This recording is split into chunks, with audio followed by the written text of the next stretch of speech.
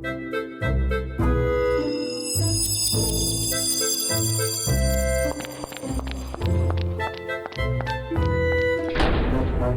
to Puzzling Company, your home for at-home puzzles and mysteries. Here are your hosts, Jared and Zach.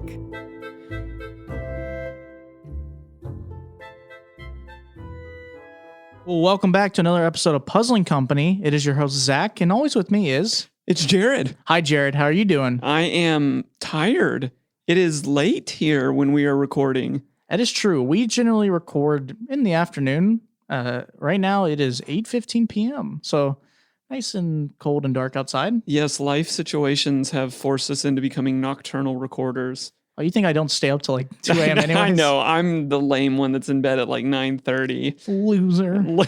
Lame. Speaking of it being dark outside, we actually get to talk about amazing games on the show, and the one we get to talk about today is a game that is recently been able for people to review, but hopefully will be in your hands very soon, and that is going to be The Light in the Mist. Jared, we're going to talk way more about how we feel in the next part, but I could say, at least for me, and hopefully Jared feels the same, this was a blast to get to start with. Quite phenomenal what they were able to accomplish in this game. Yeah. Well, if you want to hear more about what we actually think and go into detail about it, stick around for our next part. Jared, I found this really cool box outside. Can we please, can we open it? Are you out of your mind? Look what it says on the box. It literally reads, root of all evil. There's no way we're opening this box. Oh, come on, Jared. What's the worst that can happen? What's the worst? Have you ever seen a horror movie? Listen, you don't split up your team.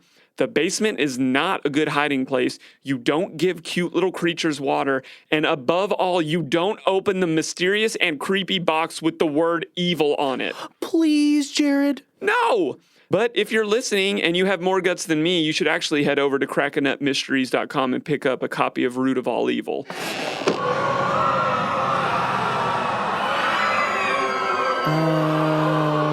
Jared? I think I need to tell you something. Wow, Jared does such a good job with these ads. Honestly, I think I do okay. You know, I'm kind of judgmental of myself, but, you know, I'm also very cool, so it's whatever.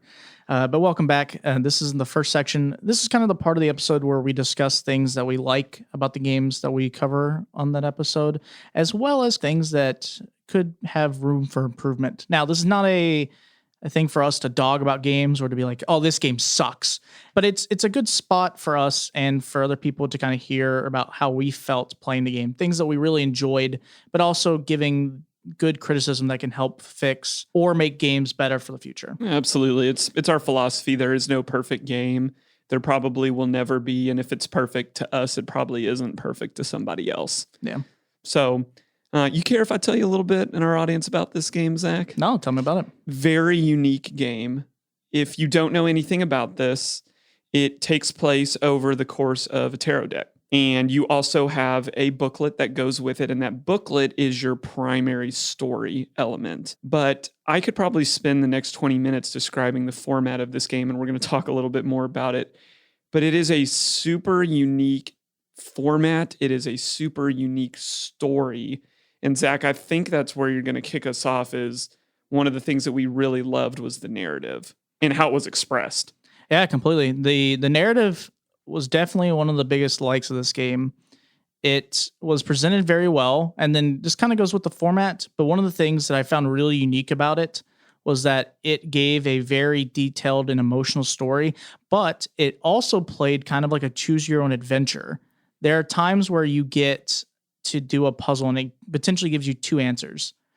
And then depending on what those answers are, you get to pick what you want. You're like, okay, it's almost like in a choose your own adventure, being like, oh, I want to go down the left road or the right road. But in this one, it's which word do you almost feel like you relate with more and see how it unfolds. And then, as you know, you could probably go back and look at it, but playing through it once and just doing it the way you want kind of gives you this cool first time through. And then you can look back and see what other options there were, or play it again. Yeah, absolutely. And see what you get the next time. And take a different road. But the narrative was just so unique because it presented a story that I think people can be very familiar with, and it almost is very personal. And you can very much tell that the creators, when they made it, put a lot of themselves into it. It felt that way.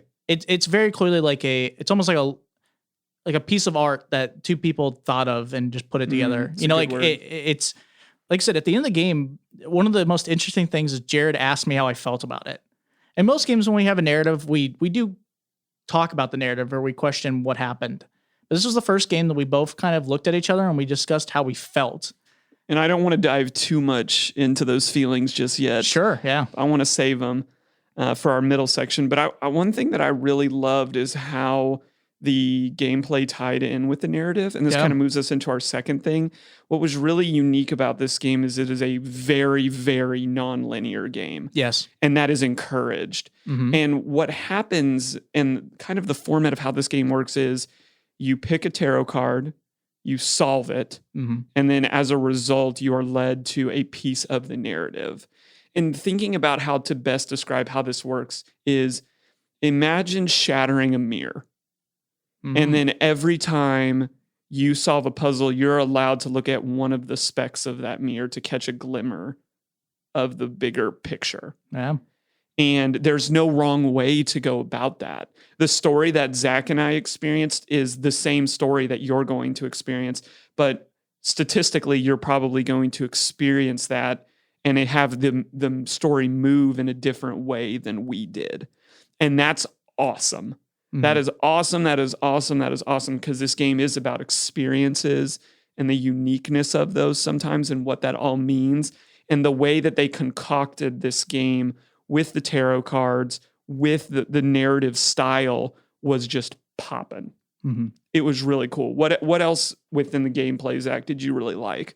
There was a lot of things that I liked about the gameplay. I think one of the most interesting or unique parts that made me have a wow moment near the end is how they intricately wove all of the cards to work with each other. It's unbelievable. Correct. Now, I don't want to spoil anything, but there are cards that are used for multiple puzzles, and they kind of explain in the game how that works.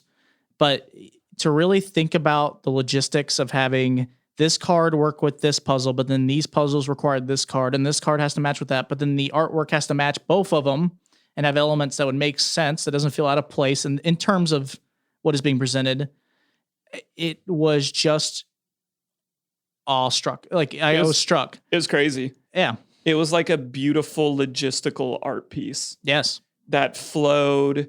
And kind of talking about the third thing that we loved is this game just came together, the fusion of puzzle and narrative and format, just ridiculously well. Like, stupid good. It just kind of gives me goosebumps talking about it because this game just works. It works on so many different levels. And I'm sitting here looking at the box, and it's one of the smallest games by square inches that it's sitting in. And it's just like, wow. Just wow. This game is coming out on Kickstarter, and I think you'd be silly not to back this. It's that good. This game is minimum 5 hours of your time. It is long. The value is here. Yep. And one of the things that really hit me after Zach and I played with is this game, like we mentioned, it is nonlinear. And generally, given nonlinear options, Zach and I will divide and conquer. It wasn't even a thought. Yeah, that is pretty crazy to think about. In this game, because Zach and I tend to be a little more, if you spectrumize how you play games, we like to go for faster times. If there's a competitive element, that's usually we'll run with that a little bit. But there wasn't a chance at all that we were leaving the card that we were working on together. Yeah. And we moved slowly and we moved steadily, and that paid off greatly. Yeah. Because this game is just fantastic. It just, I wish I had a 4, 5, and 6 that we could talk about more about this game, but it is truly, in my opinion, kind of in a league of its own. There's nothing else really like this game for a number of different reasons, and you can just feel the time and intentionality that was put into this game. And I think this will continue to be a special game, and maybe even, as we're going to talk about in the middle section, a groundbreaking game within the games that we talk about. All of that to say, let's talk about where we feel like there's some room for improvement, if any. Zach, if you had to give any positive criticism about this game, what would you say? I think literally the only thing that we ran into was the final puzzle. Now, I'm not going to spoil it or really give too much detail about how the final puzzle works. I think narratively, it was genius, and thematically, it is genius. However, I think in terms of what we were expecting, and this is on us, right? This is at the end of the day, these are all personal opinions. I think we were just, it was a type of puzzle that we weren't really expecting to do, and then you really couldn't skip it, and it was kind of like not a process puzzle, because like I said, I don't want to spoil what it is. It was a puzzle that really only feels like one person could work on it. Yeah, it for a game that we felt surprisingly how much we played cooperatively through it. Not saying that we would have split up, but like generally we do in games where we know there's more objectives, or we could do them at our own pace. But it felt like we went from being like a puzzle where we were working together the entire time to a puzzle where it had an element of really one person does and the other person just watches. Yeah, and that was interesting for me because I agree. I felt mutually involved the entire way through, and then we got to the last puzzle, and the last puzzle makes sense. Oh, it's great. It's a great puzzle. Like narratively, what they did with the puzzle was, like I said, like a stroke of genius. Also, the setup for that puzzle. Yeah, the setup. So good. But I don't know. I just wish there could have. I want my cake and I want to eat it too. And I just wish it would have followed the previous format to where I felt like we could have both been working on it at the same time. If that makes sense. Like that would have been like the crowning achievement, like the big jewel on the crown of this amazing game. But I did feel like that was a little bit of a miss because it works brilliantly, creatively, and narratively. But gameplay's why it felt like a bottleneck. And that sounds a little odd because, well, the end of games are often bottlenecks. They've got to end. They've got to come to a conclusion. But just after so much highness from the rest of it, I struggled a little bit with what the final puzzle was in terms of level of involvement. Sure. Yeah. It's funny because I personally don't feel as much the same, but I was also the person who did the final puzzle. So it is intriguing hearing when we talk about these room for improvements, it's always fun to hear both our opinions because sometimes we disagree on it, but it is a valid point in terms of like, for me, it was great and I got to do it, but like I clearly saw that Jared wanted to be more involved than he possibly could in that puzzle. Yeah. Honestly, we don't have any other critiques for this game, but I do want to actually mention a couple of recommendations that we have for this game. Yeah. And one of these is Zach and I would highly encourage you not to play this game in one sitting. This was recommended to us. We technically did this game in 2 sittings, but probably 95% of it. We did everything up to the final puzzle, and then we unfortunately had to split up after 5 hours of playing, and then we came back and did the final puzzle and then we came the next day. And I want to be clear, that was recommended to us by the creators. It says that in the game, and coming from people who honestly, just because of time constraints, needed to play more of it than we wanted to in one setting, we would recommend not following that pathway and really taking your time with this game and really just soaking. There's so much to soak in this game. It is really just beautifully, beautifully, beautifully done, but we did want to throw that out there.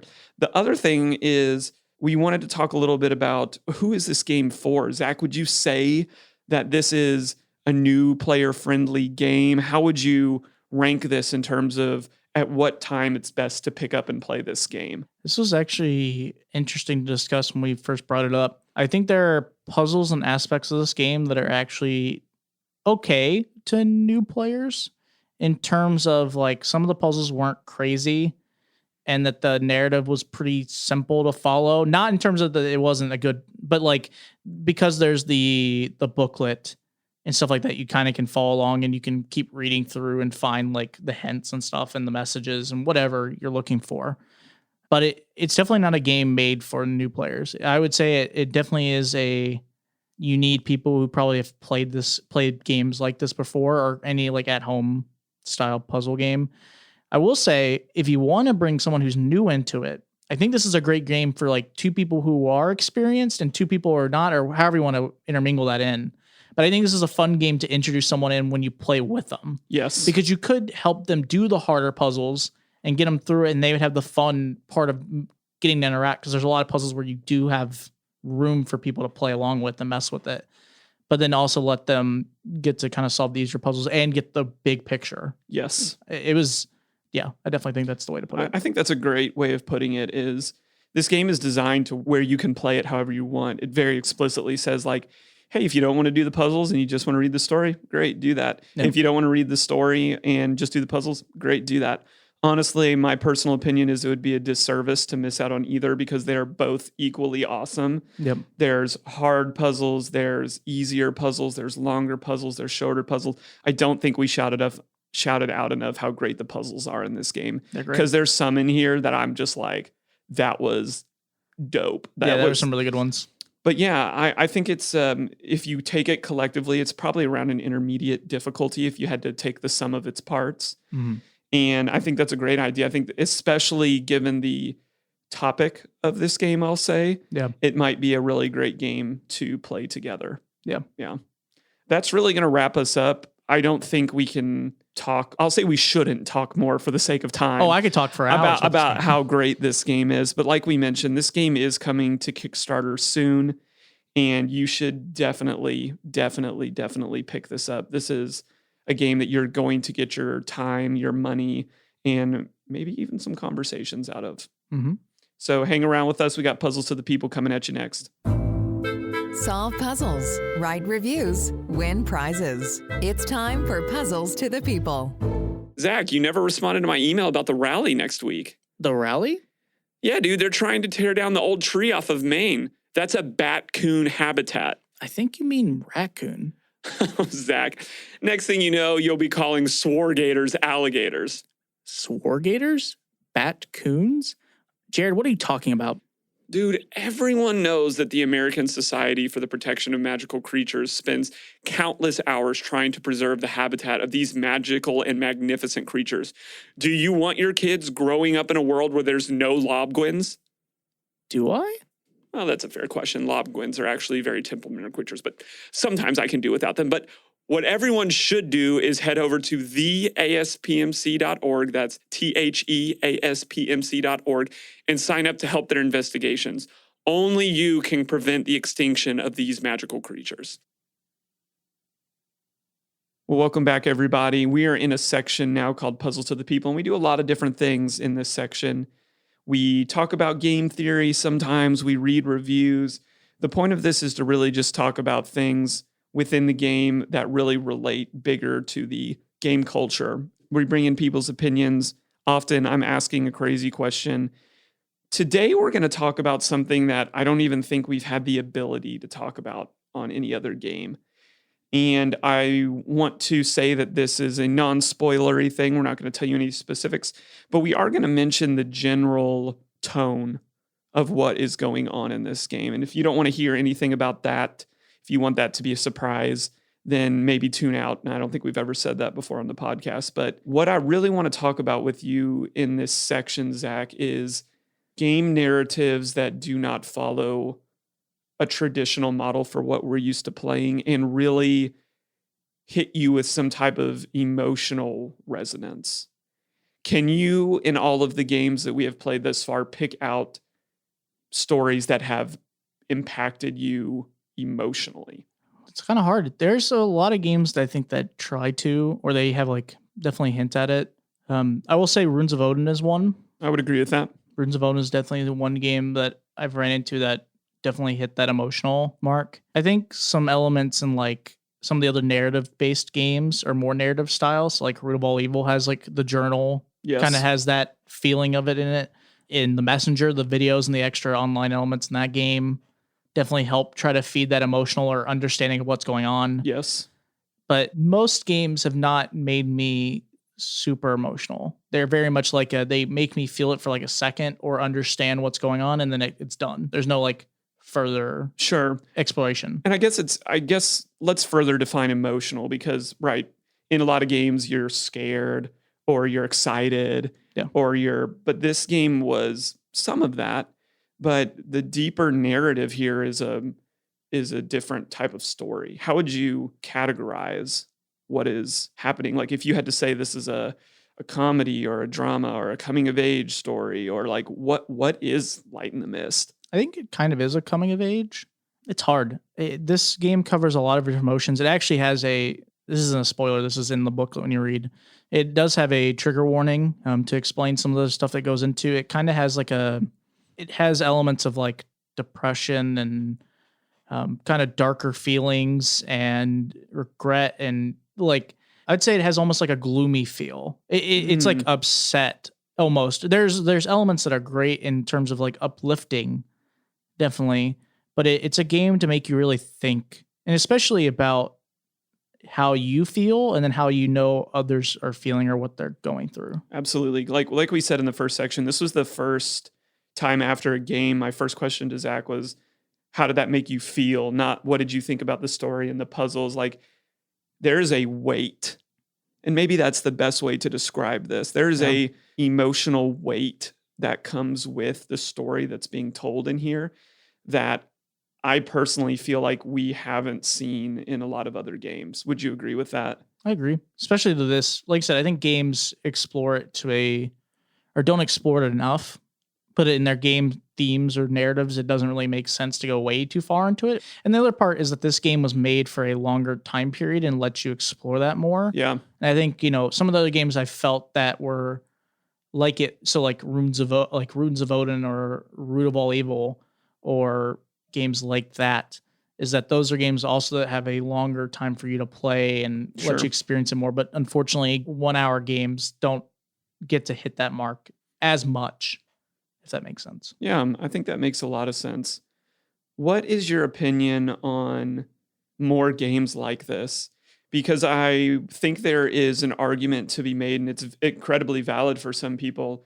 We don't pick up games to play these type of narratives. Like, oftentimes we're playing games to escape these type of narratives in our own life. So how did it make you feel to play a game that maybe got you in touch with maybe some of your personal demons? I like it. I think sometimes you do other things to get too far away from it. And so when a game kind of brings you back and makes you realize that, one, it's a real feeling, but also that someone else feels it, it feels really nice. Because I think sometimes we get isolated or we feel alone when we feel certain ways about any type of feeling, but specifically more like darker feelings.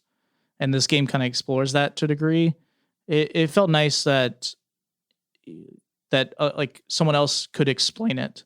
I think that's one of the things I felt was really cool about The Light in the Mist was when we discussed it, we were trying to figure out what the mist was. And I don't want to spoil much of the story, but the journal and stuff, or the booklet, goes into good detail about kind of explaining what the basis of The Light in the Mist and the starting narrative is. Yes. But like the mist itself is a very cool, almost living character or thing in the narrative, and how it explains and how like you can interpret it. Like for me, like how they characterized or made the mist living was really personal. Like it was something that like when we discussed what I thought it felt like, to me, it felt like depression, how you can get lost in it. Yeah. And how sometimes in the story, there's the mist also has a voice that kind of dogs on you, makes you feel down. And it felt like playing it made me get emotional because it was like someone explained it. Like to me, like sometimes when you talk about depression to other people, they don't get it, or someone else talks about it, or you hear someone say it, but you're like, that doesn't feel like it to me. Yeah. You explain to someone else and they're like, I don't get why you feel that way. Yeah. This was like the perfect way of just knowing like this person gets it. Like this is how I felt, like I've gone through my own depression in my life, and I'm going to be honest about it. And it was really nice to see it. And I think that's what I love about these games, is that it almost lets you bring up that conversation of something that you can explain to someone else, or start that conversation that you need to have with someone else. Yeah, that's good. Beautiful allegory. Like, I think that's something that we haven't seen a whole lot of in the other game, is this metaphorical representation about something that's bigger going on in the world. Yeah. And my personal opinion is, I think this game is groundbreaking in that fashion. It's not the first game. There's plenty of video games out there that over the past decade have really tackled into some similar things. But for our type of puzzle world, or as this game says, it's a tarot puzzle tale, this was a giant risk, in my opinion, that paid off in huge dividends. Like I want to, not exclusively, but I want to see more games that are wisely tackling difficult topics. Yeah, and I think it's also one of the things this narrative does really well emotionally is I'm trying not to spoil as much as possible, but it does explore you being a character who knows someone who's lost. And like you said, you brought up earlier in the show, the broken mirror and how you think you know someone or what they've gone through when really sometimes you don't have any idea. Or they might tell you, but you don't know the extents or how they feel or what they said. So when you get to watch it unfold, you're like, okay, like I didn't know this person felt this way, but then, oh, they're going through this. And why did they not tell me? It makes you, it just feels nice. Not in terms of like, I know what you did, but it's opening. It feels like I actually see the real person and what they've gone through and can accept that, but also accept that I'm not them and I can't help them and everything, but I can be there for them. Absolutely. Yeah. And if you're hearing us and you're listening, like, what are you guys talking? Like, this is nowhere near what you guys usually talk about. This game brought out things that we weren't prepared for. Yeah, I'm usually emotional. I'm emotionless. Yeah, Zach's I've never usually our emotion. puzzling robot, and now robot has feelings. Yes, yes. But on the real, it was just like this game. It has the potential to evoke feelings and hopefully evoke conversations. Yeah, that the people around you. I felt this game resonate in me because just of the quarantine of COVID. And I think a lot of people will resonate with that in that fashion. It's like, where in the world and how in the world are we going to get out of this? COVID to me, especially recently, if you've listened to any of our previous episodes, is my family has been deeply impacted by this. I've lost a stepdad to COVID. I've lost a grandpa to COVID. And most recently, my wife caught it and was one step away from being in the hospital with pneumonia in both of her lungs. And it just felt very, very oppressive. Yeah. And for me, that's what was going through my head is like, where is the light sometimes, Yeah. And I think I don't want to ruin any of the things, but it just felt good to have this game open up those conversations. Yeah. And to play this game, I would definitely recommend playing this game with someone. I don't think this is a game I would say play by yourself. It'd also be very difficult. It'd be very hard, but I think the conversations as well as the experiences you get to have with the other person in this game is definitely very rewarding. Yeah. And so I think part of that is just to say like, thank you to Jack and Rita for taking a risk in putting this out there and maybe treading on a path that not many others in this world that we cover have tread on before. Zach, some of the games that you and I have played outside of this realm that it made me feel like, and I these are deep compliments if you've ever played any of these games, but Firewatch. Yeah. I did not know what I was getting into. If you've ever played the video game Firewatch, it hits you. Yep. And I felt hit by this game in the best possible way. If you've ever played What Remains of Edith Finch. Yep. That's the game that reminds me of. Yeah. There's another great newer game out that's called The Gardens Between. Mm-hmm. And I felt like it was all of the best parts of those video games put into exactly what it says on the front, a tarot puzzle tale. Yeah. And it was enjoyable in the best way, but it wasn't fun. And I think that's the biggest difference that I want to say is like, if you're okay with some melancholy, with some reality fused into your games, you will enjoy this game. But I did not leave this game saying that was fun, and that's okay. Yeah. I want to play more games where I leave enjoying it, but I can say like it impacted me a different way. And this game did. Yeah. Well, I think that's going to wrap us up for our middle section today. Again, just want to reiterate, this game is coming to Kickstarter I just think this game is so worth picking up. I don't even know what the pricing is going to be. Oh, I have no clue either. We always throw out the meme in the PPGM group of take my money, or what does it always say? It's the Futurama meme. Yeah, it's take my money. Take my money. Shut up and take my money. Shut up and take my money. That is this game. And I just want to say thank you again to Jack and Rita for the opportunity. It was very meaningful and impactful. Yes, thank you very much. Well, that's going to wrap us up for Puzzles to the People, Questions for Creator, coming at you next. There are some awesome people who make the puzzles we love to solve. This is Questions for Creators. Dude, I played the best game last night. Jared, I thought we played all our games together. Well, traditionally we do, but this game was designed to be played by yourself. It's called Box One, and it's a new game from Neil Patrick Harris and Theory 11. Jared, I'm hurt. What am I supposed to just believe that there's clearly this made-up story of a game that's meant for only one person, and you couldn't even come up with something more clever than just Box One? Okay, you know what? I'm done. Call me when there's a Box Two. Well, if you're not salty and you're looking for a truly awesome single-player experience, head to your local Target to pick up Box One. If you don't have or know what Target is, beg Angela Lawson Scott to ship you a copy internationally. Well, welcome back to Puzzling Company. This is our third section, which is Questions for Creators. We've kind of already said their names once or twice, but I'm going to keep it as much of a secret as much as possible. Just ignore everything we've said so far about their names. Yes. But these are two very amazing people that we were able to talk to and kind of explain The Light in the Mist, as well as their involvement. So we're going to let them introduce themselves, but we're going to jump into the questions. Tell us who you are and how you came to work together on this game. I'm Rita Orlov. I'm an artist, designer, and creator of Post Curious. And I'm Jack Fallows. I'm the creator of Cryptogram Puzzle Post, and I'm an artist living in the UK. We met in Amsterdam at Up the Game Festival. We had already become aware of each other because of our similar business puzzle name online. So we'd kind of chatted a little bit there, then met in person and got talking a bit more, swapped games, and eventually Rita approached me with this idea for The Light in the Mist, although it wasn't called that at the time. And yeah, we've just kind of been developing that ever since, really. The Untitled Tarot Project is what it was called for a long time. Yeah, tarot game. So for those of you that don't know, this game was built across an ocean and during a pandemic. So tell us how those dynamics work of building a game apart during a very difficult time.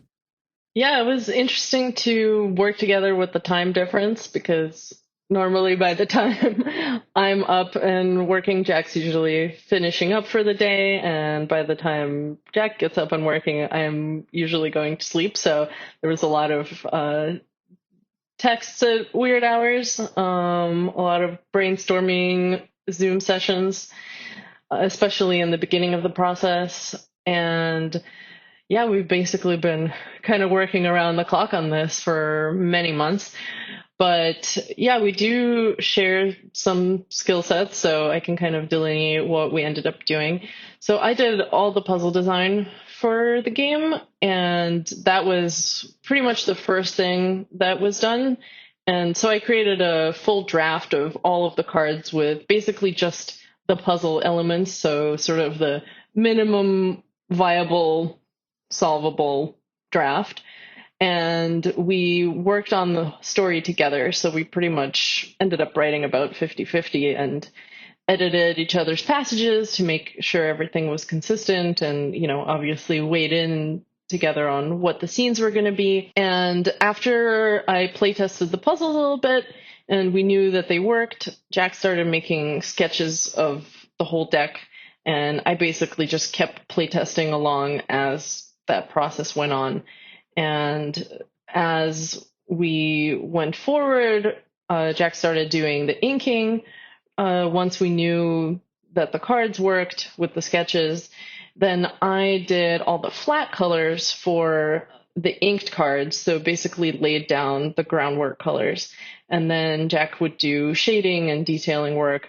And then I would take that and format it into the actual card. So basically put on the frame and add the symbols and the text and save the finished cards and playtest those, print the prototypes, and all that. Yeah. So we definitely went back and forth a lot. Yeah, there was definitely like a relay kind of situation going. And I think at certain points in the project, like the time difference almost worked to our advantage because of that. It's like I'd get it to a certain stage, pass it over, and then pass it back. So, like at any hour of the day, some kind of progress is being made on the game.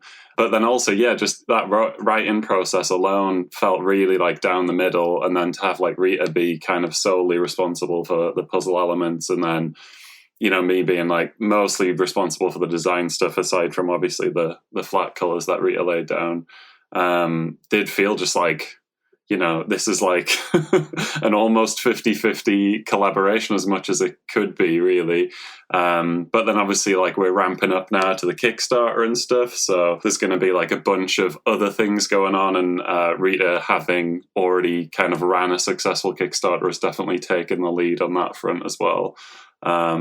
So yeah, it's just been like kind of cool. And I guess like also Rita kind of have an editorial position in all of this, being like the publisher technically, is like, yeah, it's just kind of been cool having an extra perspective on the kinds of things that I'm doing anyway with Cryptogram, in terms of like finding a visually interesting way to represent a puzzle mechanic or whatever, and then kicking that over to somebody who is coming at it from a slightly different place, and then has also taken it off and having it play tested and getting that kind of feedback as well, which is usually something I just don't have time to do, which sounds terrible, but it's just been really cool to kind of get it back, and then having to like rethink, my resting on my laurels like I sometimes do.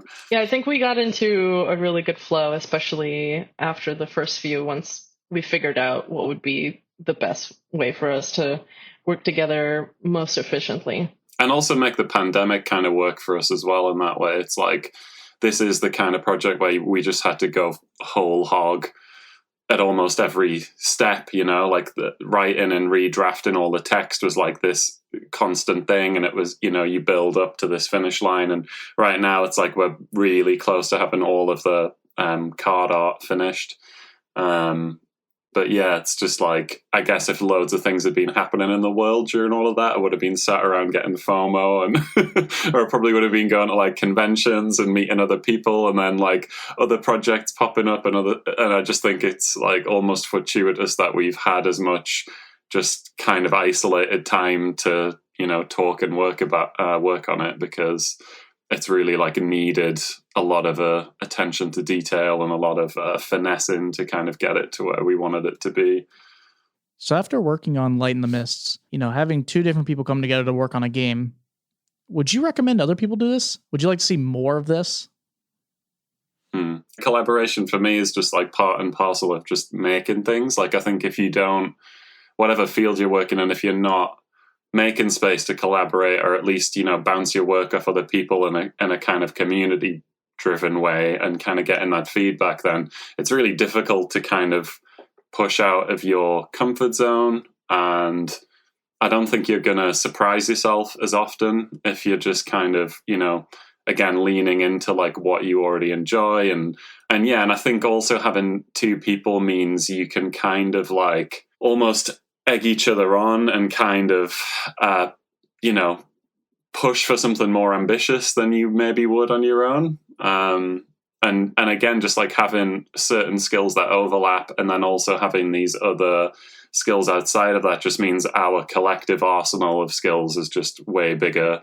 But yeah, I think it's like everybody should just collaborate all the time. I think it's great. Yeah, I think that what we've managed to create is definitely bigger than the sum of its parts, and it's not something that either of us would have been able to do on our own. And even with the narrative, like we're always going over every piece of it and kind of trying to strengthen it from both sides. And I definitely would have never been able to illustrate it as beautifully as Jack did, but with having so much work on the art, I think it was beneficial to have me kind of take the reins on the puzzle side and do all the playtesting, because all of that is really time consuming. So I think such an ambitious project for one person would have taken much longer than it took us, and it took us even quite a bit of time to complete it.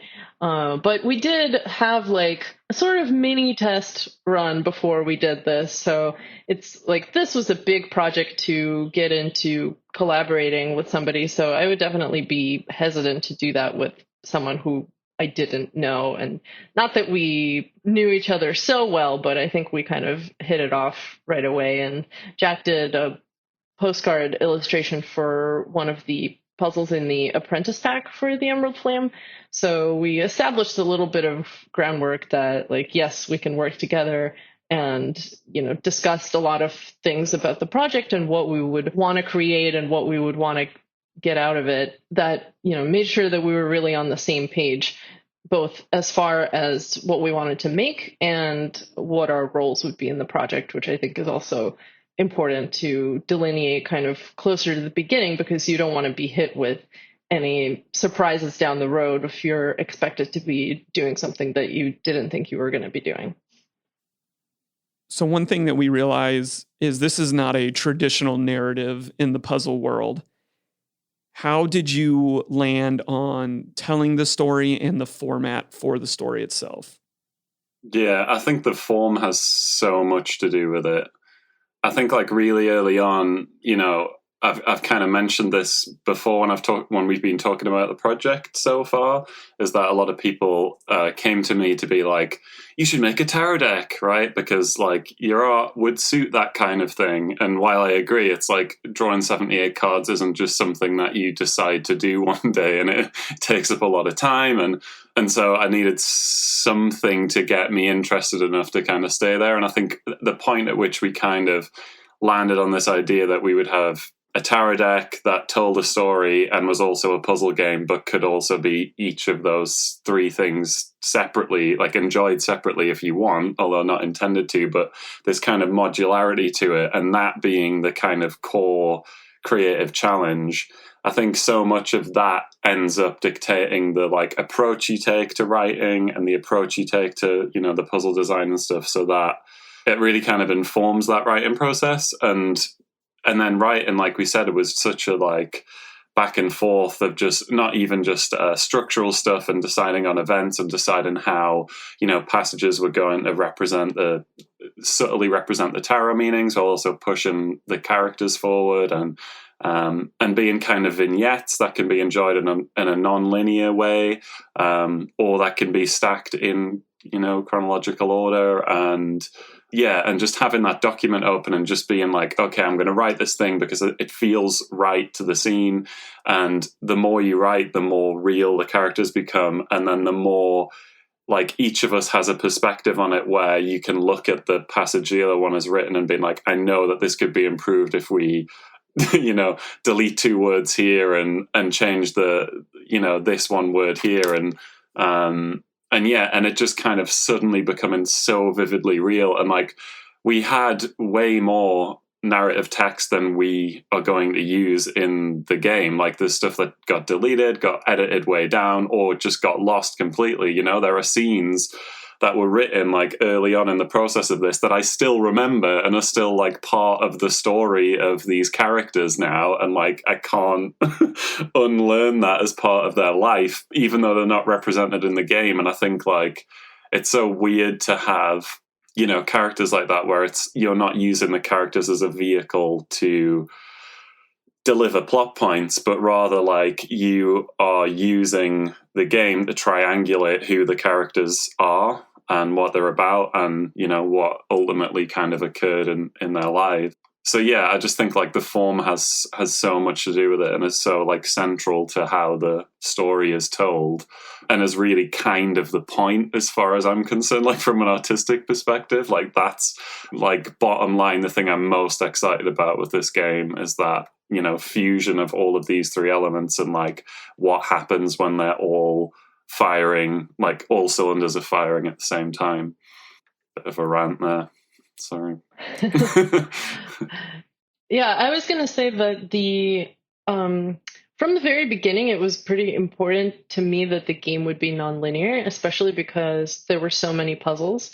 And it seemed kind of crazy to me to design 22 puzzles that you would have to be playing them in an exact order. But also, I'm a big fan of nonlinearity in general in games. So that was something I really wanted to implement in this game. And having these sort of vignettes of the story is what really fit in with that style of gameplay, so that you would be able to experience the story in a nonlinear way. And even if you play the cards in a linear way, you're still going to experience the story in a nonlinear way. And I think the beauty of that is also that every group is going to experience the story slightly differently. So depending on what order you choose to play the cards, you're going to see certain scenes earlier or later, and that's going to impact the way that you experience the story. And I think because it is such an intimate story, it's kind of nice that everybody will have their own way of experiencing it. And I think we wanted to go for something less traditional than a lot of the stories we see in escape room or mystery games.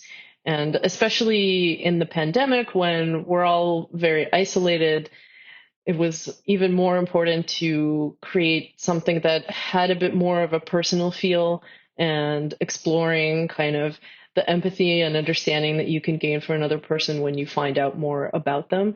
And so the whole story is kind of about character discovery rather than a broader narrative where you have to kind of accomplish a big task. And so the stakes in a way are not so big, but because everything is so granular, I think it makes for something more relatable.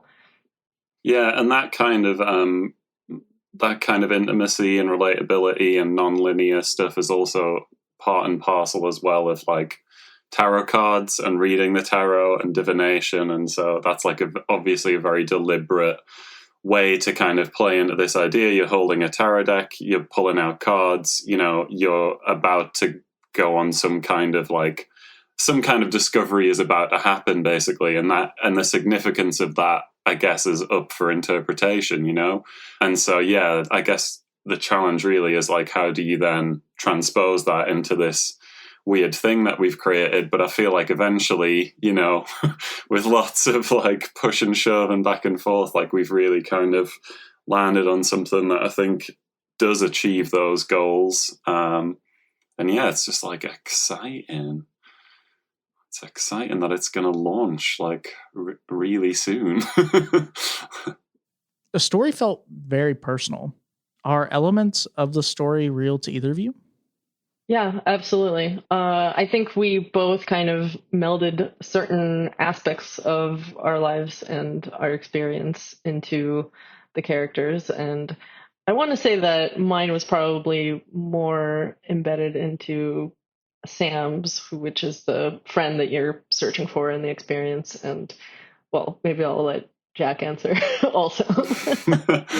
Yeah, definitely. I mean, I guess it's important to acknowledge that there's like details in there that are very significant and obviously personal. And while I think each of us have a sprinkling of that like literal stuff in the story that resonates with us, there's also just like so much of it that is allegorical and metaphorical, obviously. And we kind of hope that reading the experience of a life lived will be a relatable human thing, right? And so I think by getting closer to writing real people who we believe, by way of kind of projecting our experiences onto them and using that as a guide when writing, the more kind of three-dimensional they become, the more there's like flesh on their bones, and the more like, I guess, the easier it becomes to just read those characters, understand who they are, and then whoever you may be, you pick out the aspects of that person. I guess, like,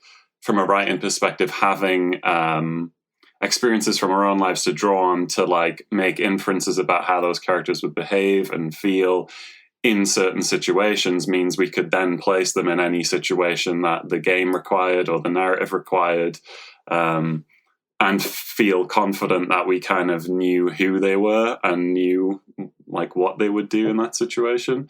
So it's definitely, it's like the rudder, I guess, for writing, you know, it's like having these experiences, having this perspective, and yeah, using that to kind of inform our writing choices. But then, like I say, it's at a certain stage, I think the characters and the writing process and the world almost tell you what they need to do, you know. Yeah. that's the roundabout abstract point I'm trying to make. So why did you decide to specifically make the medium of this game tarot cards? Yeah, why, Rita? It was something that I was thinking about for a long time. I was thinking about creating maybe a game in a card deck, but the tarot was so much more alluring because it's ripe with symbolism. There's so much meaning to it, and there was so much inspiration to derive from it for both the puzzles and the story. And originally, the tarot cards were really used as playing cards. And these days, they're more sort of used as a tool of divination, but more like a way to kind of interpret and guide yourself on your life rather than like telling the future per se. So this kind of combines the aspect of navigating one's life, but also as a game. And I think it sort of combines those aspects, and they're echoed throughout the gameplay and throughout the story. Yeah, I think that's really kind of the crux of it, because likewise, I mean, when I'm doing stuff with cryptogram, like that's the similar wheelhouse that I'm drawing from, you know. It's like witchcraft and divination, and obviously all of this is to do with kind of being secret and arcane and having hidden symbolism, and you know, it's kind of very like fertile ground for creating puzzles from, or embedding puzzles in, as well as just being this kind of rich history that you can draw from. So the tarot's certainly part of that, and certainly a world kind of unto itself. And I think it's important when you set out on a project to feel like you're gonna also learn something. So while, you know, I have like several tarot decks and I've used them for divination and stuff, like I'm not a tarot expert by any stretch of the imagination, although definitely know a lot more about it now, having completed a tarot game, you know. So I think even just having it be something that we're mutually interested in as a thing out in the world is like, you know, a key component to all of this as well. Yeah, just a shared interest and a shared well of information to kind of draw from, to help those creative decision-making processes. Because like in cryptogram, you know, if I am ever sat there and getting like blank page anxiety and stuff, immediately there's like this big history to kind of go and look at, and more things to find out, and always something new to kind of push you outside of your you know, same old tired ideas kind of thing. I also honestly just thought it would be really fun to work with. And it was a really interesting design challenge to make an interesting game out of just a deck of cards that also worked as a practical object and as sort of an art piece. And, you know, when I'm used to working with games where I can make all sorts of props, this kind of created a constraint that I think, you know, ultimately made the game stronger, because I was trying to use the medium as a way to inspire the puzzles. But it felt like it was going to be an interesting challenge. We talked about it on our show, but we're very excited for this game to come out. So could you give us some details about the Kickstarter, like when it's going to come up, kind of details of what people can do, so on and so forth? So the Kickstarter is going to be launching on September 21st, and I think we're going to be live by the time this episode goes up. So maybe instead I will say the Kickstarter is live right now. So you can go check out the page. And every Friday, we're also going to be posting puzzles online. So you can solve those. And if you enter your solutions, you will be entered to win an original ink drawing by Jack of one of the cards in the game. So that's a good reason to try and solve them, other than just solving things is fun. But all the other days, we're also going to be revealing cards from the deck along with the meaning of the cards. So if you want to learn a little bit more about tarot or just see more of the artwork, you can follow our campaign. You can follow us on Instagram, Facebook, Twitter, whatever your preferred social media platform is. And also just come on and come be free to ask us questions. We're happy to talk about the project and happy to answer any curiosities that you might have. Rita and Jack, we just want to say thank you guys so much for coming on, for allowing us the opportunity to sing praises about this game, and honestly, just killer job. Yes. Really, really, really great game. Thank you. Like we mentioned, this game is coming out on Kickstarter. Be sure to look out for it. The Light in the Mist, a tarot puzzle tale. There's going to be all different types of different things that you can do to get an upgraded version. We even got to experience and try to figure out some things that weren't a part of the version of the game that we played. Yep. But as we said, highly recommend this game. Don't miss out on your opportunity to pick this one up. This will be a game that we are all talking about for a long time. For us, you can always help us out on our puzzle tale as well. Things that you can do, one of the best things you can do is go to Spotify, go to Google, go to Apple, go to Stitcher. Leave us a 5-star review if you're really enjoying the podcast. That helps us out a lot. Shoot us a like on Facebook or Instagram. All of those things will be super helpful. If you've got a Kickstarter game that is coming out, fits within the vein of what we talk about, and you would love for us to get an episode going for its release, that would be amazing. Yep. Hit us up at contact@puzzlingcompany.com and we can get those conversations started. Zach, anything in closing on this episode? I love this game. It was fun. I had a great time thinking about it after we played it. Had a good time playing it, and I'm excited to potentially see more of it. How dare you say this game was fun? This game was not fun. It was fun in terms of, I think I had an actual good time playing it. I had a good time. I think as well. emotionally it wasn't the most fun, but I enjoyed it because of that. Do you know what we have coming up next week? No idea, but I'm going to take a guess. Take a guess. Okay. I'm going to try to think of keywords that would be used in most things. Fair. Do I have to escape this thing? You do have to escape this thing. Okay. Is there a box-like thing that the game comes in? This is correct. Okay, awesome. Is there a word "the" in it? More often than not. Okay, excellent. I think we're playing Escape the Crate, and we're going to be covering the Speakeasy. And actually a couple episodes before that as well. We're going to be mixing it up a little bit because many moons ago, we played some Escape the Crates before we ever played this. And I don't know if you remember them, but we're going to be revisiting some of those older boxes as well. Oh, no. So get ready. That's going to be a really fun episode to close out our month. Mm-hmm. Thank you guys so much for listening. For Jared and Zach, this has been Puzzling Company. See you guys.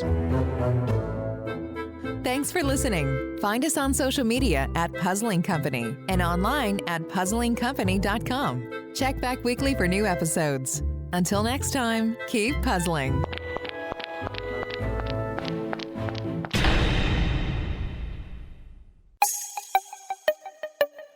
This has been a Rogue Media podcast.